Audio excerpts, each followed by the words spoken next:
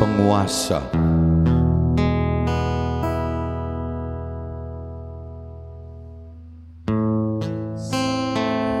Sang penguasa, sang pencipta alam semesta,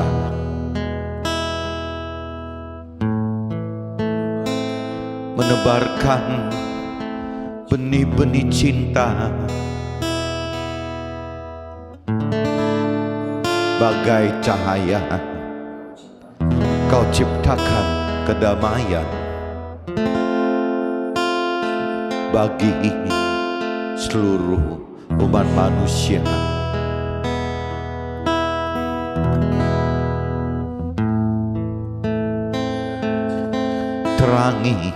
Terangi jalan ini, pesona kasih suci.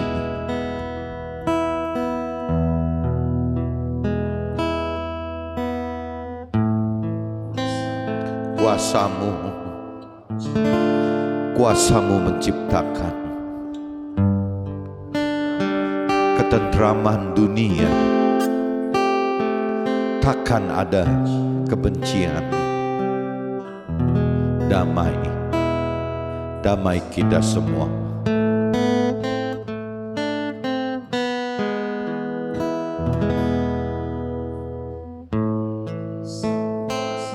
Sang penguasa, sang pencipta alam semesta,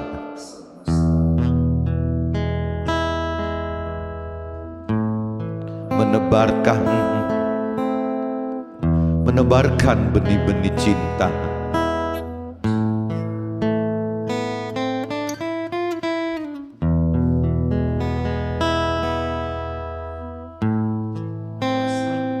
kuasamu ya Tuhan menciptakan ketentraman dunia. Takkan ada kebencian. Damai bagi kita semua.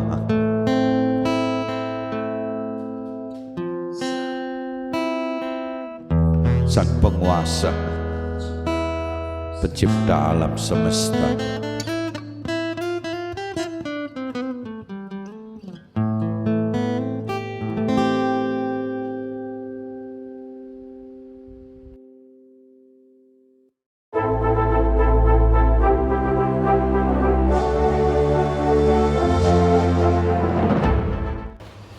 Jumpa kembali di MTD Journey Inspiration of Life. Pagi ini saya mau coba sharingkan teman-teman dengan judulnya itu hobi dan kuliner serta seks, apakah sesuai dengan pengharapan dan iman serta kasih kehendaknya Tuhan gitu, kehendaknya yang dari Tuhan gitu. Jadi apakah hobi itu sesuai gitu dengan kehendak Tuhan gitu, dengan pengharapan iman dan kasih yang Tuhan kehendaki.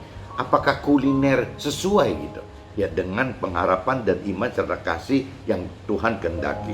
Apakah seks itu sesuai gitu ya dengan pengharapan iman serta kasih sesuai kehendak dari Tuhan gitu, kehendak Tuhan gitu. Nah, ini kadang-kadang banyak orang yang salah tangkap teman-teman. Jadi anggapnya hobi apa salahnya sih, kan positif gitu kan, tidak berbuat yang tidak sesuai firman Tuhan gitu. Begitupun kuliner gitu kan, apa urusan dengan kuliner nggak apa-apa gitu ya, cuma menikmati hal-hal makanan saja gitu. Begitupun seks dalam arti kata dengan pasangan loh, bukan seks liar. Kalau seks liar kan jelas zina, kan nggak benar. Ini bicara seks yang normal gitu, seks pasangan formal itu, resmi gitu. Nah, ini kalau kita nggak simak lebih dalam dan benar-benar akhirnya kembali lagi apakah penilaian sesuai kehendak Tuhan atau tidak itu ya parameternya dari apakah hobi itu bisa melebihi kita fokus untuk Tuhan gitu. Apakah kuliner itu jadi benar-benar bisa melebihi dari kita butuh Tuhan, mencari Tuhan itu. Apakah seks juga sama teman-teman dengan pasangan yang formal gitu ya. Jadi ini kembali lagi semua hal yang yang bisa lebih lebih diutamakan dibanding dengan Tuhan gitu, ya itu harusnya jadi berhala ya teman-temannya. Jadi bukan cuman soal cinta uang aja gitu. Cinta uang juga sama teman. Kalau cinta uang itu sampai mencintai uang, ya berarti kan lebih memberhalakan uang gitu dibanding jadi menomorduakan Tuhan, menduakan Tuhan gitu. Nah begitupun bukan cuma cinta uang, tapi urusan hobi, kuliner dan seks pun ya teman-teman harus coba renungi gitu, coba koreksi diri apakah benar tidak seperti ini. Meskipun kalau saya pelajari teman-teman, banyak sekali contoh kayak saya coba banyak teman-teman di urusan rohani, misalnya teman rohani, mentor rohani, ya biasanya kuliner itu menjadi satu target teman-teman. Jadi kalau misalnya mentor rohani atau teman rohani melayani di satu tempat, ya ceritanya nggak jauh-jauh. Oh nanti kalau ke sana, ya selain melayani, pengen coba mencari kuliner khas sana, ada yang istimewa ini itu gitu. Nah kalau kita bicara lebih dewasa rohani, kadang-kadang jadi timbul tanda tanya, kita mau melayani ke sana gitu, apakah untuk melayani Tuhan atau hanya untuk mencari kepuasan, mencari kuliner aja teman-teman. Nah ini yang jadi relatif sekali teman-teman. Cuman intinya kan apabila ada sesuatu hal yang melebihi lebih diharapkan, lebih dicari, lebih diingini gitu, lebih dari Tuhan gitu, ya itu namanya sudah salah gitu, namanya berhala.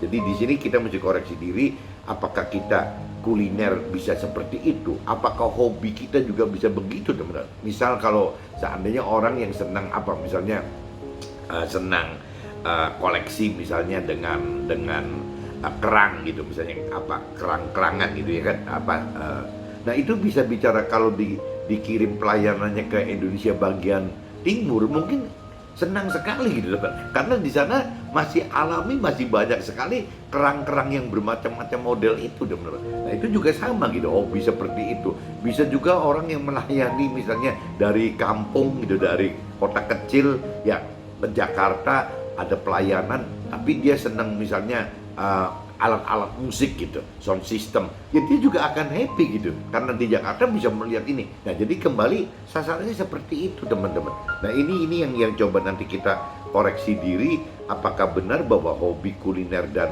seks sekalipun dengan pasangan kita adalah satu berhala gitu.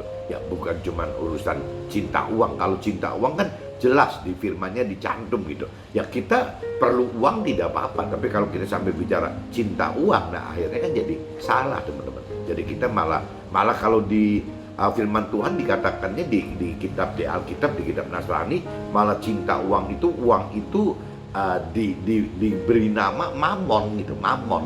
Jadi Mammon itu adalah ya dewa soal bicara uang gitu. Jadi larinya ke situ teman-teman. Tapi kalau yang tadi saya katakan hobi kuliner dan seks ini ya kurang umum gitu, kurang umum dibahas. Tapi yang saya alamin itu selama belasan puluhan tahun ini ya banyak sih teman-teman. Kalau kita bicara dengan teman rohani dan mentor rohani, biasanya sering katakan ya kuliner khususnya gitu, urusan kuliner gitu. Kalau hobi ya ada, tapi lebih banyak kulinernya teman-teman. Nah ini yang kita nanti coba pelajari. Nah untuk lebih dalemin teman-teman, coba kita cari kitab Yohanes sebenarnya, kitab Yohanes pasal 15 gitu. Jadi ini pengalaman buat saya pribadi waktu jadi 5 tahun setelah baptis, berarti 2012 teman-teman. 2012 aja saya sudah mulai mencari Tuhan selama 12 tahun.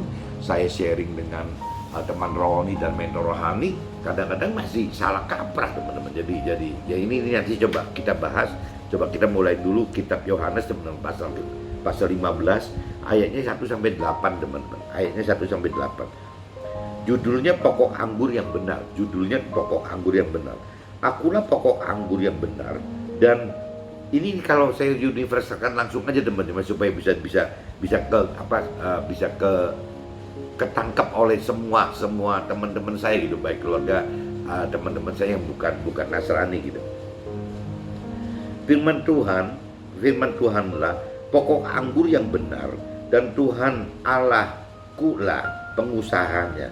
setiap ranting pada Tuhan Allah yang tidak berbuah dipotongnya, dan setiap ranting yang berbuah dibersihkannya supaya ia lebih banyak berbuah. Jadi prinsipnya cara kerja Tuhan seperti itu teman-teman. Yang berbuah ya akan di pruning ya, biar buahnya lebih besar dan lebih banyak gitu. Nah, tapi kalau yang tidak berbuah ya mungkin akan dipotong katanya.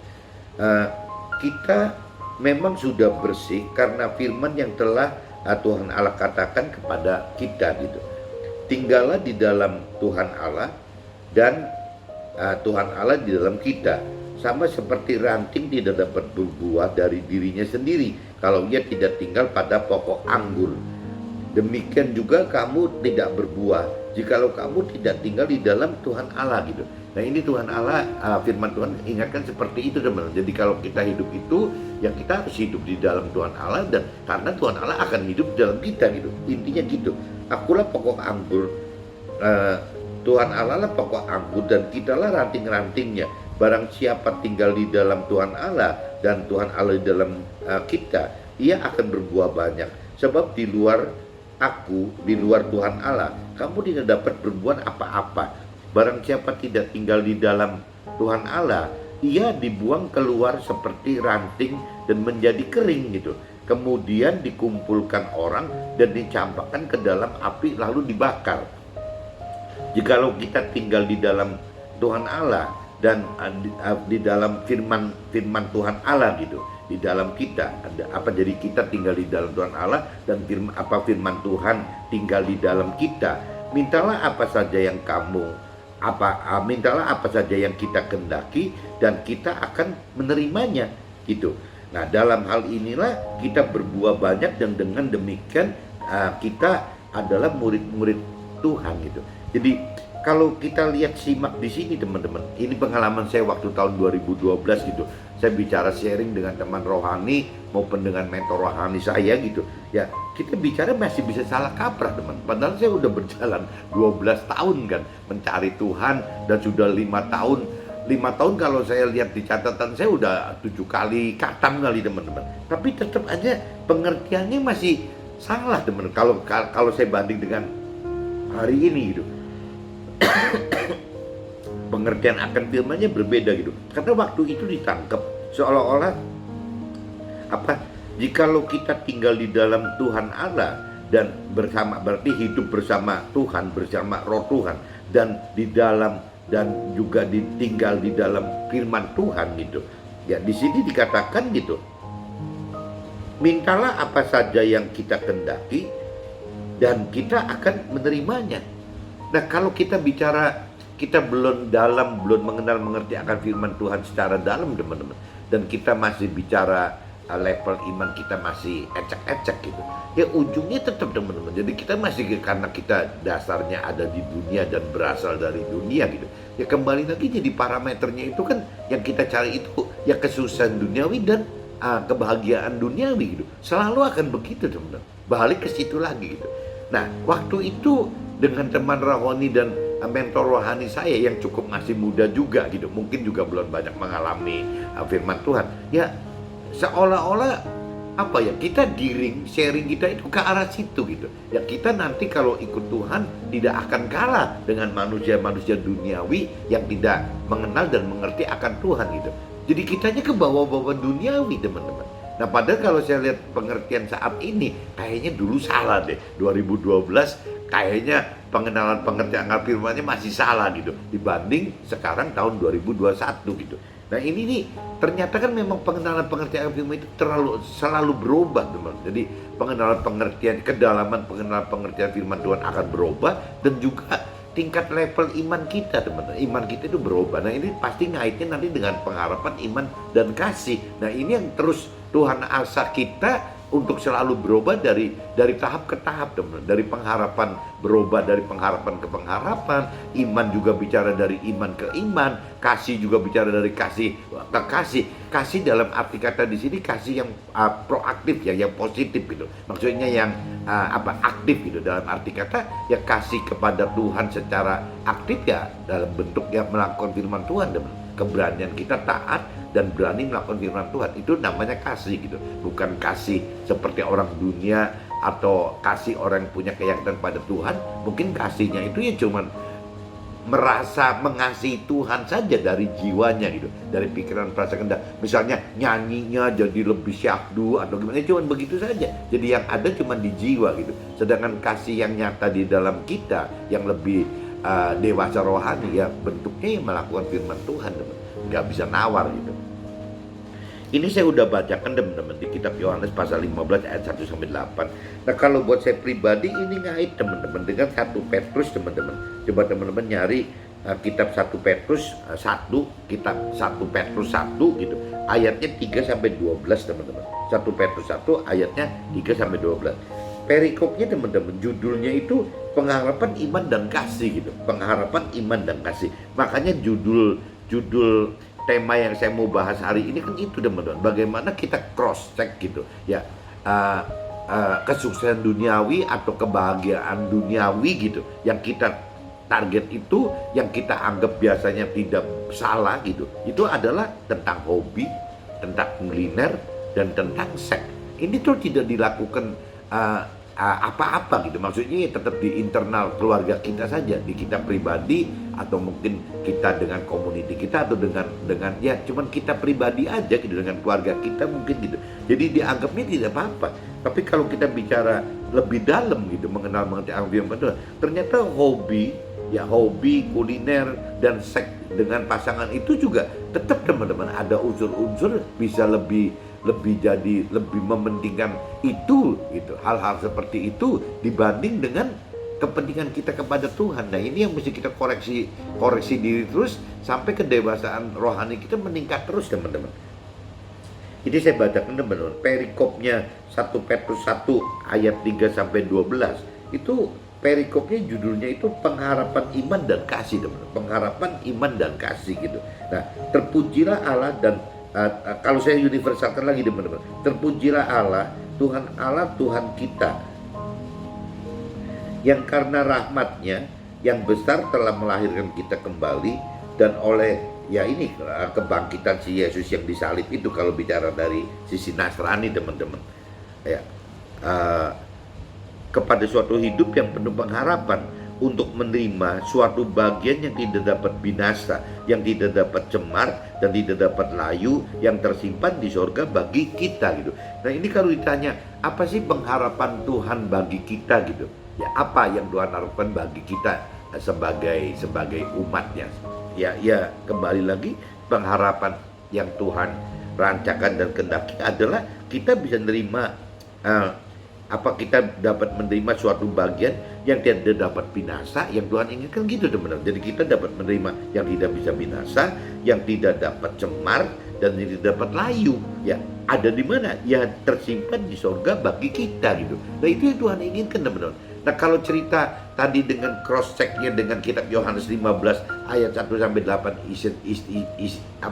istilahnya minta apa saja juga akan Tuhan kasih. Ya kembali lagi, yang kita minta itu hal-hal apa gitu. Kalau kita bicara masih belum dewasa rohani, mungkin yang kita minta itu hal-hal yang duniawi teman-teman. Hal-hal duniawi tidak jauh-jauh dari bagaimana mencari kesuksesan dan kebahagiaan duniawi. Itu seperti orang yang dunia lakukan atau orang yang punya keyakinan lakukan. Seperti itu teman-teman. Tapi kalau kita bicara dari sisi yang lebih dalam lagi gitu, pengertian firman-Nya lebih dalam ya, bahwa apa sih yang bukan yang kita kendaki, tapi apa sih yang Tuhan kendaki bagi kita gitu. Nah yang Tuhan kendaki bagi kita ya di ayat 4 ini teman-teman, bahwa Tuhan mengharapkan, menghendaki dan merancangkan dan menghendaki untuk kita untuk bisa menerima suatu bagian yang tidak dapat binasa, yang tidak dapat cemar, dan yang tidak dapat layu, yang tersimpan di sorga bagi kita gitu. Itu yang Tuhan inginkan. Tapi kalau kita bicara di kitab Yohanes tadi, waktu saya dengan teman rohani dan mentor rohani kan ngebahasnya kan dari sisi apa ya duniawi gitu. Jadi ya pengen sukses duniawinya, pengen bahagia duniawi itu. Tapi ternyata setelah makin kita dewasa rohani, ternyata bukan itu. Kalau kita memang mengasihi Tuhan ya berarti ini yang Tuhan harapkan itu. Pengharapan Tuhan bagi kita itu adalah ya untuk di dalam sorga itu gitu. Nah, yaitu kita yang dipelihara dalam kekuatan Tuhan Allah, karena iman kita, sementara kita menantikan keselamatan yang telah tersedia untuk dinyatakan pada zaman akhir nantinya, teman-teman. Bergembira zaman akhir dari artikan akhir zaman kita pindah ke akhirat, nah itu ya udah zaman akhir itu. Bergembiralah akan hal itu. Sekalipun sekarang ini kamu kita seketika harus berduka cita oleh berbagai-bagai pencobaan. Nah ini firman juga ingetin lagi, teman-teman. Apabila kita mengasihi Tuhan, ya sehingga kita taat dan berani melakukan firman Tuhan, dalam arti kata kita berani mengharapkan keselamatan akhirat, teman-teman, bukan kesuksesan duniawi atau kebahagiaan duniawi, tapi keselamatan akhirat. Konsekuensinya di sini firman katakan kita harus berduka cita, teman-teman, dalam berbagai hal pencobaan. Nah ini yang kita mesti tahu, teman-teman. Jadi ikut Tuhan itu yang benar itu ya akan menghadapi duka cita ya, karena permasalahan dalam pencobaan-pencobaan itu, teman-teman. Jadi jangan diasumsikan kalau ikut Tuhan itu seperti jalan tol bebas hambatan gitu. Tidak seperti itu, teman-teman. Ikut Tuhan itu malah akan mendapat permasalahan dengan berbagai-bagai pencobaan. Makanya Tuhan katakan kita mesti bisa kuat gitu, untuk meskipun dalam kondisi berduka cita. Maksud semuanya itu ialah untuk membuktikan kemurnian iman kita gitu. Jadi yang jauh lebih tinggi nilainya daripada emas yang warna, yang diuji dibunyikannya dengan api, sehingga kita memperoleh puji-pujian dan kemuliaan dan kehormatan pada hari akhir kita, pada akhir waktu kita meninggal dan masuk ke dalam akhirat, teman. Nah, di sini dibuktikan, teman-teman, bahwa yang namanya untuk membuktikan kemudian iman kita untuk bisa naik jauh lebih tinggi itu jadi urusan-urusan emas perak gitu. Ya emas perak itu kan kembali lagi seperti contohnya tadi bicara uang gitu kan, emas perak uang gitu, atau yang tadi dikatakan hobi, kuliner, seks gitu, itu masuk dalam kelompok-kelompok itu, teman-teman. Meskipun belum tentu semua orang bisa menganggap sama pengertiannya gitu, tapi yang saya mengerti ya seperti itu, teman-teman. Jadi kalau kita makin meningkat iman kita, ya sampai benar-benar tidak ada satupun gitu, ya kita bisa lebih mengasihi sesuatu dibanding Tuhan. Kita tidak bisa memberhalakan sesuatu dibanding Tuhan gitu. Bahkan firman lain Tuhan katakan sebelum kita membenci orang tua kita, istri kita, anak-anak kita, nah itu kan konyol sekali, teman-teman. Itu kan cuma parameter dari Tuhan gitu, bahwa ya Tuhan itu ya nomor satu gitu, tidak bisa diduakan gitu. Meskipun apalagi sama hobi, kuliner dan seks gitu ya. Dengan keluarga aja firman Tuhan bisa umpamakan seperti itu kok. Ya jangankan orang tua kita kepada orang tua kita, kepada pasangan kita, kepada anak-anak kita, ya tetap kalau kita lebih mengasihi mereka salah gitu, teman. Apalagi kalau kita cuma bandingkan hobi, kuliner dan seks gitu, cuman itu. Jadi pasti harusnya kalau kita nangkap firman yang itu, yang ini harusnya kita lebih mau mengerti, teman-teman. Nah ini kan cuman satu yang diuji kemurniannya dengan api, sehingga kita memperoleh puji-pujian dan kemuliaan dan kehormatan pada hari akhir kita gitu ya, di akhirat, bukan di sini, teman-teman. Ya ini konsekuensi kita hidup dengan pola dan cara-cara rohani seperti itu, teman-teman.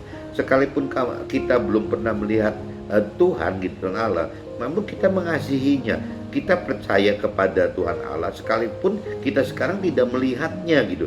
Kita bergembira karena sukacita yang mulia yang tidak dapat terkatakan. Nah ini kadang-kadang sukacita dalam Tuhan itu tidak bisa terkatakan, teman. Karena kita telah mencapai tujuan iman kita, yaitu keselamatan jiwa kita gitu. Nah ini sudah saya baca keselamatan jiwa kita. Ini sasarannya ke situ, teman-teman. Jadi benernya ujungnya itu ya karena kita telah mencapai tujuan iman kita, yaitu keselamatan jiwa kita. Benernya yang Tuhan harapkan seperti itu, keselamatan jiwa kita. Keselamatan itulah yang diselidiki dan diteliti oleh nabi-nabi yang telah bernubuat tentang kasih karunia yang untukkan bagi kita, dan mereka meneliti saat yang mana dan yang bagaimana yang dimaksudkan oleh roh Tuhan gitu, roh Tuhan, roh kebenaran Tuhan, roh kudus atau nur itu yang ada di dalam kita, yaitu roh yang sebelumnya memberi kesaksian tentang segala penderitaan yang akan menimpa Kristus gitu, dan tentang segala kemuliaan yang menyusul sesudah itu. Nah, kepada mereka telah dinyatakan bahwa mereka bukan melayani diri mereka sendiri, tetapi melayani kita dengan segala sesuatu yang telah diberitakan sekarang kepada kita dengan perantaraan mereka gitu, yang oleh Roh Tuhan yang diutus dari sorga gitu. Nah, ini jadi dilibatkan teman-teman. Apabila kita masuk ke dalam pola dan cara-cara Tuhan, tidak melibatkan Roh Tuhan atau Roh kebenaran atau Roh Kudus atau Nur bagi orang Muslim gitu. Nah, ini nggak mungkin bisa teman. Yang diutus dari surga itu jadi Roh Kudus yang diutus oleh surga menyampaikan berita firman Tuhan kepada kita, yaitu hal-hal yang ingin diketahui oleh malaikat-malaikat. Jadi pola pikir rohani itu, pola dan cara rohani itu pasti kaitannya dengan di sana teman, di akhirat gitu. Jadi yang Tuhan kehendaki itu adalah keselamatan jiwa, keselamatan akhirat bagi kita, bukan cuman kesusahan duniawi atau kebahagiaan duniawi saja. Nah, kebahagiaan dan kesuksesan dan kebahagiaan duniawi itu bagi orang-orang yang level kedalaman pengenalan pengertian akan firman-Nya serta level imannya belum maksimal gitu ya, rasanya yang waktu saya tahun 2012 alami itu. Jadi malah kita mengharapkan Tuhan itu ya nggak jauh-jauh seperti orang dunia gitu, ya cuma ngandalin Tuhan gitu. Bagaimana kalau manusia dunia kan lebih mengandalkan diri sendiri atau orang lain kali ya, orang-orang pantai, orang-orang pintar gitu.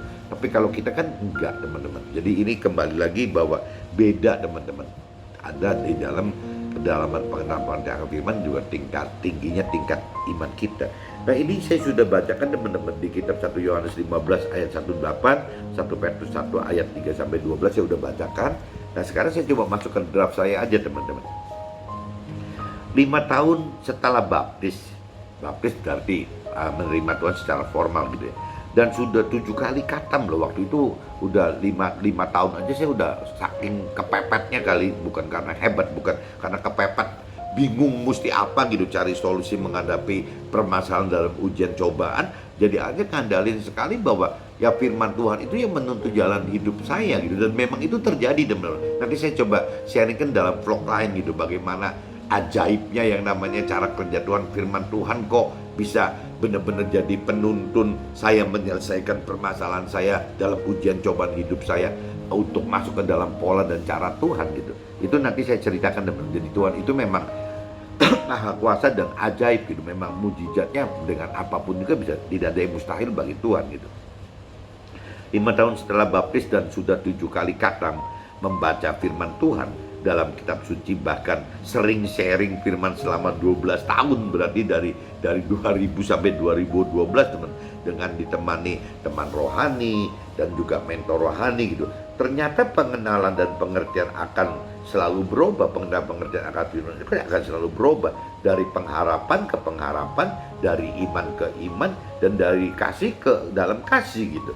Nah, kasih dalam bentuk melakukan firman Tuhan teman, yang tadi saya sudah jelaskan bahwa kasih dalam Tuhan itu yang benar itu bukan kasih dari jiwa, tapi kasih dari sisi roh gitu. Kasih dari sisi roh ya berarti berani taat melakukan firman Tuhan. Itu yang disebut kasih itu gitu. Dari pengharapan seperti yang dicantum di kitab Yohanes 15:7 gitu.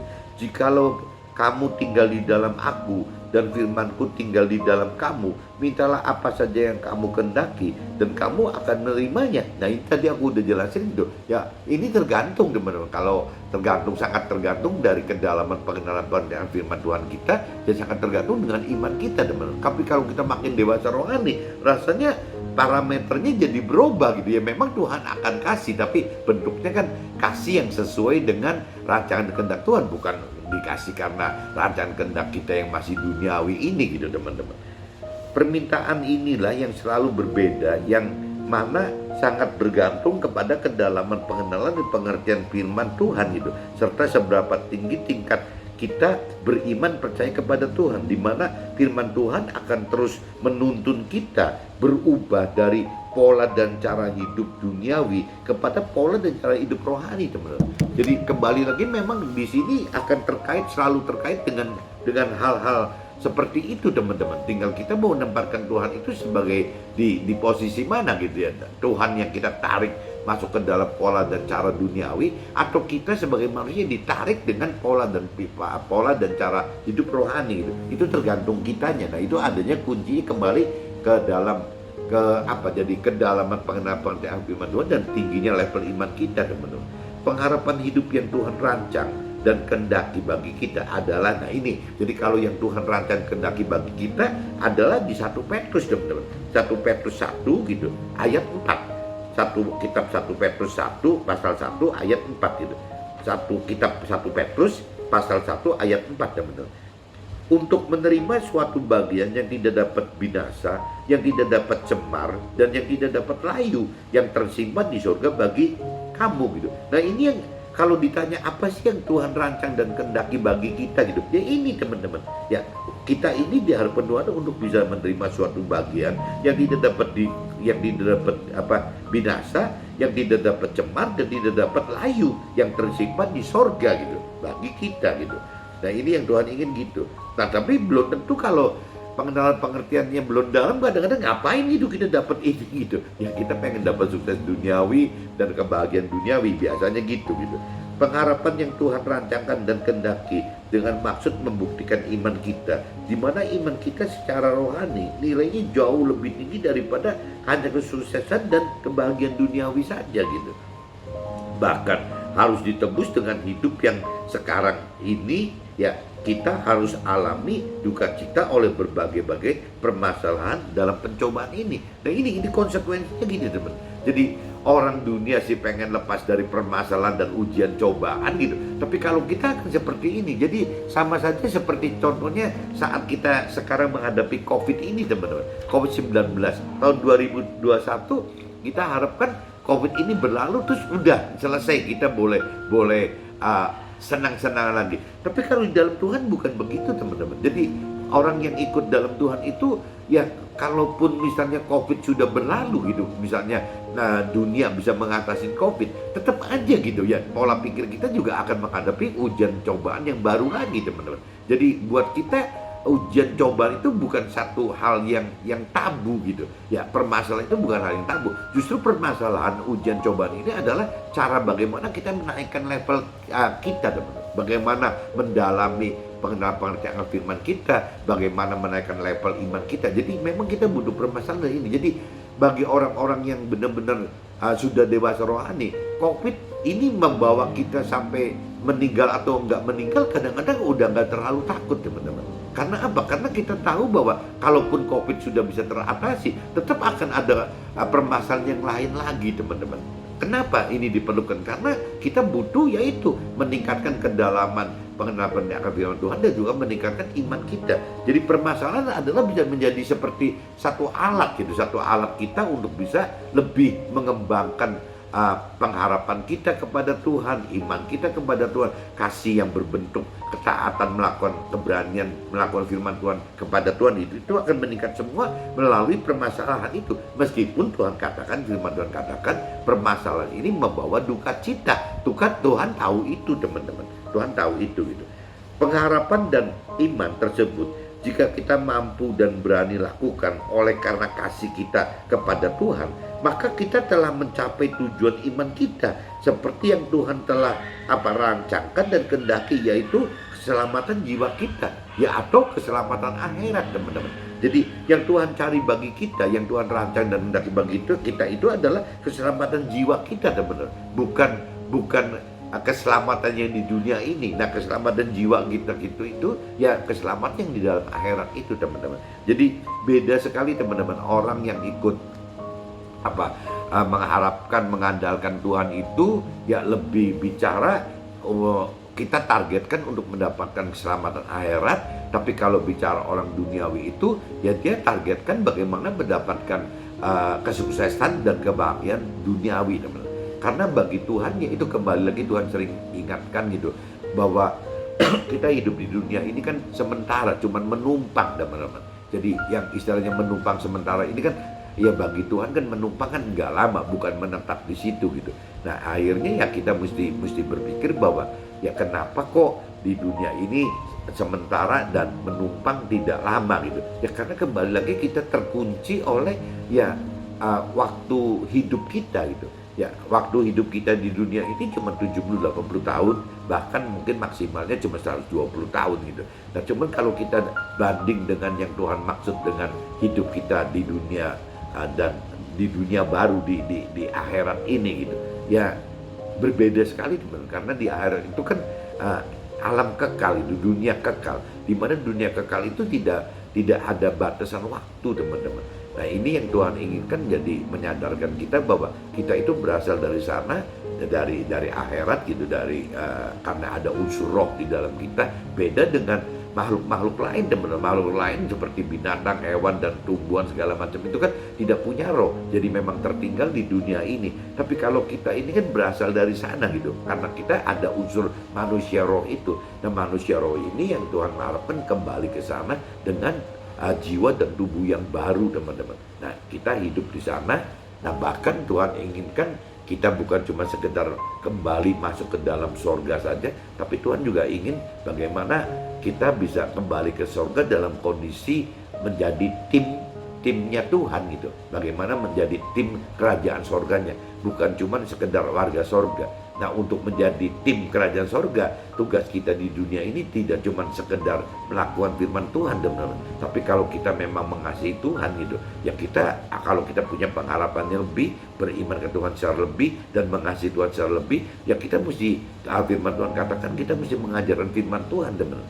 Nah, cuman karena kita bukan mentor rohani, kita pengusaha, kita orang karir, kita ada di marketplace, ada di sekuler, dunia sekuler, ya mengajarkan firman Tuhan itu ya pasti bentuknya bukan mengajarkan teori-teori rohani, itu tugasnya mentor rohani, tapi kita ya mengajarkan firman itu ya dengan cerita, memberitakan kesaksian hidup kita, teman-teman. Kesaksian hidup itu bersama Tuhan, kesaksian hidup kita menjalani firman Tuhan gitu. Nah, ini yang kita harus bisa bersaksi ke sesama kita, sehingga sesama kita mendengar ini, teman-teman. Nah, waktu sesama kita mendengar ini, minimal sesama kita akan timbul rasa untuk jadi mengenal gitu, mengenal bahwa ada hidup yang bersama firman Tuhan dan roh Tuhan. Nah, ini minimal seperti itu, teman. Dan tetap sesama kita nanti akan terbawa ya seperti apa yang kita lakukan. Nah, akhir-akhirnya ya ujungnya juga sesama kita mendapatkan keselamatan yang seperti Tuhan inginkan, rancangan, dan kehendaki, teman.